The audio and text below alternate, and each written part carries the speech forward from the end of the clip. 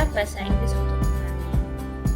Adik-adik, untuk pertemuan kali ini kita akan membahas tentang ESP dan EAP, yaitu ESP English for Specific Purposes dan EAP English for Academic Purposes. Ya.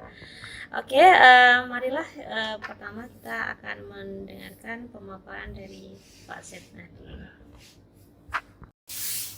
Baik, Assalamualaikum warahmatullahi wabarakatuh. Selamat berjumpa. This is our first meeting, I hope, in English.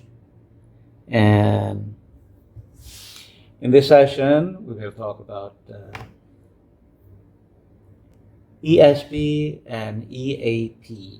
The first one is the abbreviation of English for specific purposes. And the second one is the abbreviation of English for academic purposes. Ya, yang pertama itu ESP adalah English untuk tujuan-tujuan khusus atau spesifik. Sedangkan yang kedua EAP itu bahasa Inggris untuk keperluan akademik. Ya. Nah, sebenarnya itu tidak perlu terlalu dianggap sebagai sesuatu yang harus membebani saudara ya tentang pengertiannya. Cuman secara mudah ya, orang belajar bahasa Inggris itu tentu punya tujuan. Yang pertama, seperti pada saat saudara belajar di sekolah lanjutan atau bahkan mungkin di antara saudara ada yang sudah mulai mendapat pelajaran bahasa Inggris di sekolah dasar, ya itu di sana kita diajarkan kaidah kebahasaan atau grammar, tata bahasa, dan daily conversation atau percakapan sehari-hari. Ya. Artinya apa pelajaran bahasa Inggris yang sudah saudara terima di sekolah dasar mungkin dan lanjutan, ya itu sudah memberi bekal yang cukup pengetahuan bagi saudara dan keterampilan tentang tata bahasa. Dan karena saudara saat ini belajar di agroteknologi, Fakultas Pertanian, maka mata kuliah bahasa Inggris di sini tidak ditujukan untuk kembali lagi mengulas tentang tata bahasa atau sastra, karena kita memang tidak belajar pendidikan bahasa, tata bahasa atau sastra Inggris. Seperti halnya misalnya orang FEB, ya, orang manajemen atau akuntansi, psikologi, teman-teman di engineering atau fakultas teknik.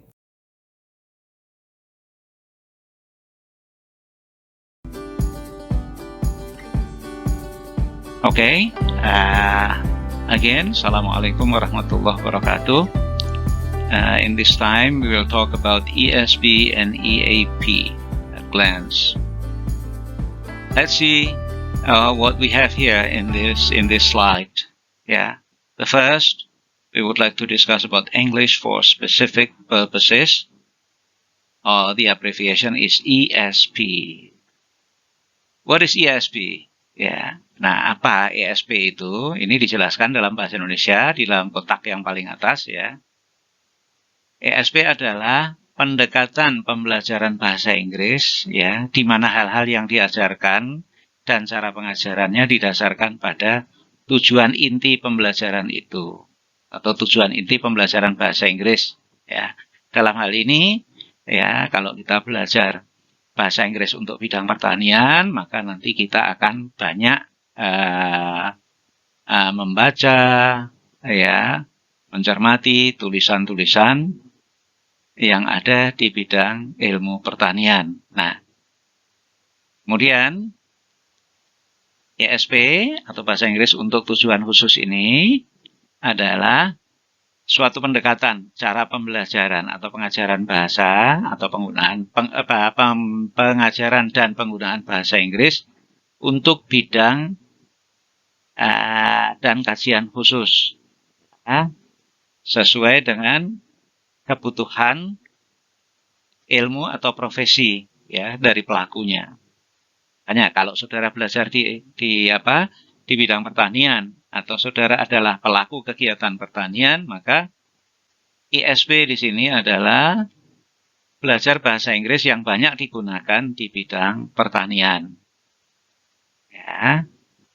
Nah, contoh bidang ilmu atau profesi ya dalam ISP ini misalnya bahasa Inggris untuk ilmu hukum, bahasa Inggris untuk kedokteran, psikologi, teknik dan sebagainya. Oke.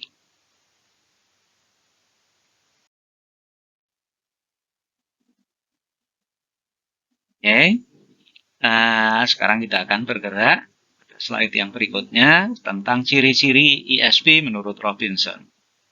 Ya. ISP itu dikatakan adalah metode pembelajaran bahasa Inggris yang berorientasi pada tujuan, ya, atau goal oriented, ya. Artinya bahasa Inggris yang lazim digunakan di bidang akademik atau profesi sesuai dengan yang ditekuni oleh yang bersangkutan atau pembelajar. Jadi sebagai contoh ada bahasa Inggris untuk ilmu atau profesi keteknikan atau engineering, kemudian di bidang pertanian, ekonomi dan lain-lain.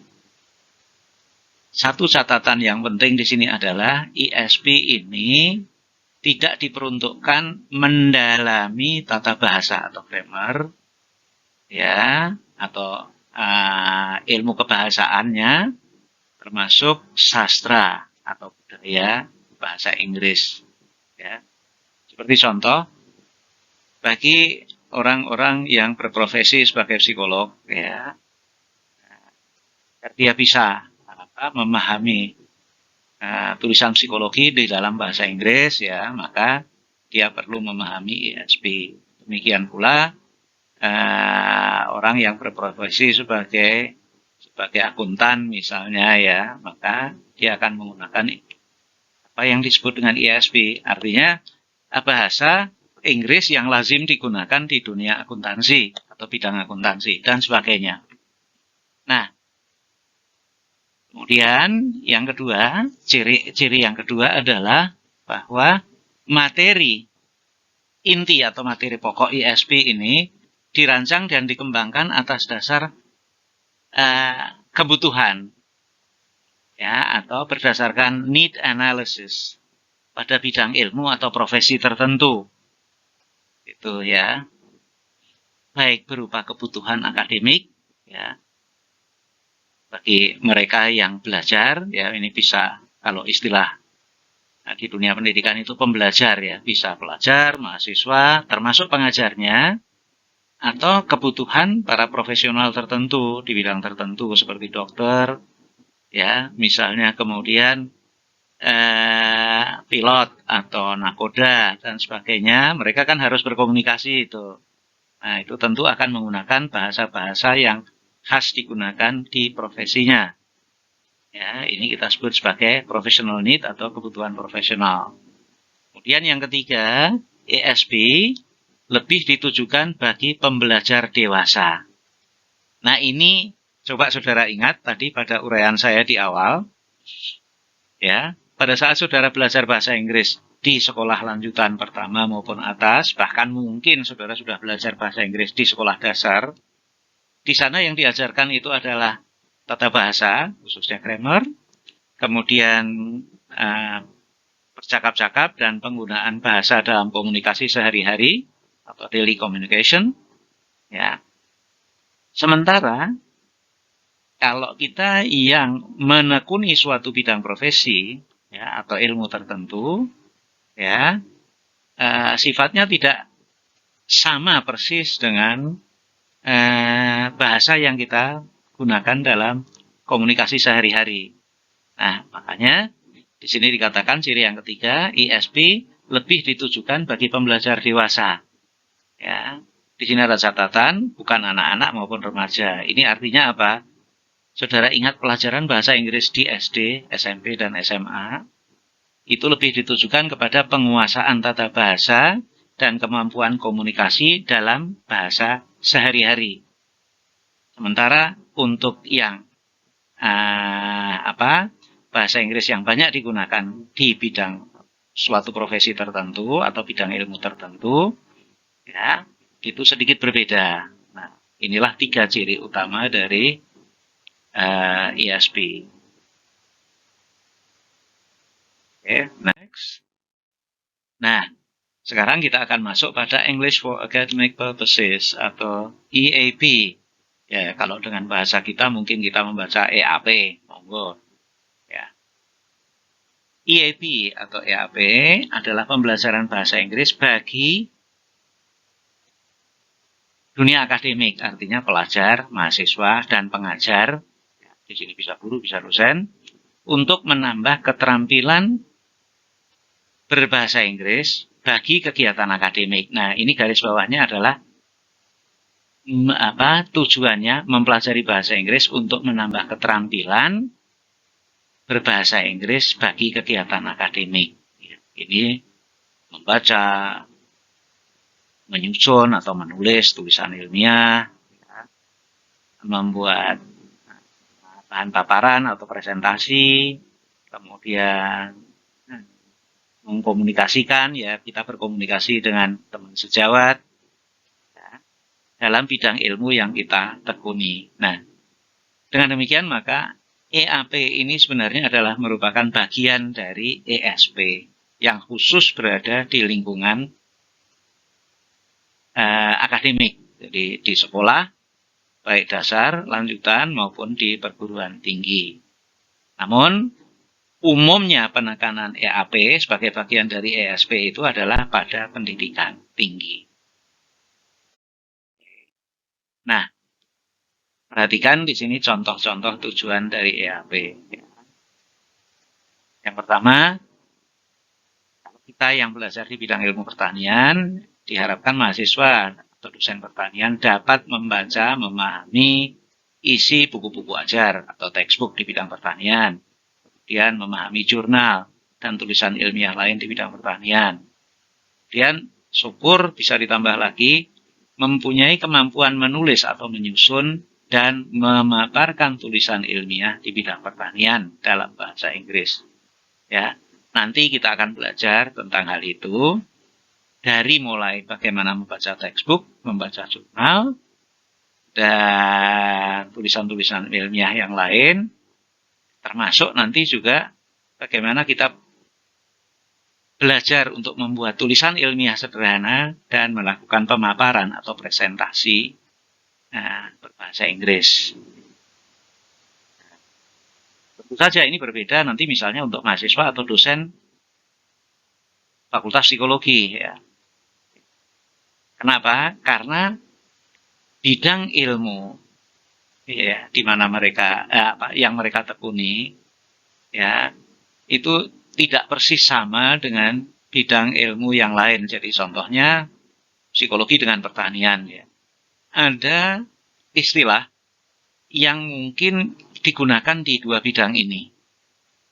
Di bidang pertanian ada istilah itu, di bidang psikologi juga ada, di ilmu psikologi juga ada.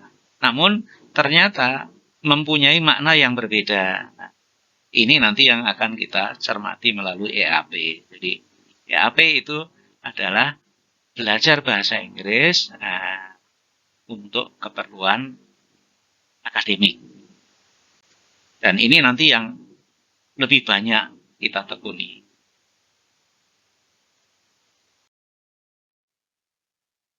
Baik, saya rasa untuk sementara pemahaman tentang apa itu ESP, EAP cukup.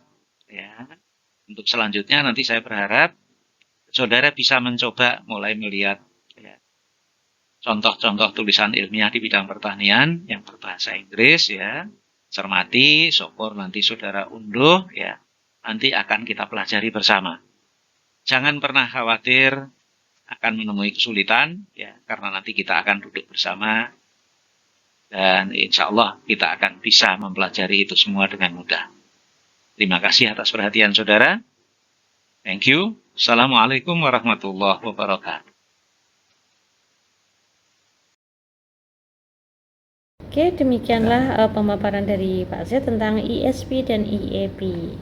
Adik-adik, setelah ini mohon adik-adik mencari tentang beberapa referensi jurnal pertanian dalam bahasa Inggris, kemudian dibaca dan dipelajari. Namun demikian, mohon sudah Bu Nova berikan menu untuk mensubmit judul, autor dan tahun dari jurnal tersebut. Ya, jadi jurnal tersebut nanti akan digunakan bahan untuk pertemuan-pertemuan yang berikutnya. Dan juga sebagai pembuka ya untuk adik-adik dalam mempelajari tentang apa itu sih pertanian, tapi kali ini dalam bentuk bahasa Inggris ya. Jadi bahasa Inggris khusus untuk pertanian. Nah, kalau kita tidak melakukan, kita tidak mencoba, tidak berlatih, tidak akan bisa.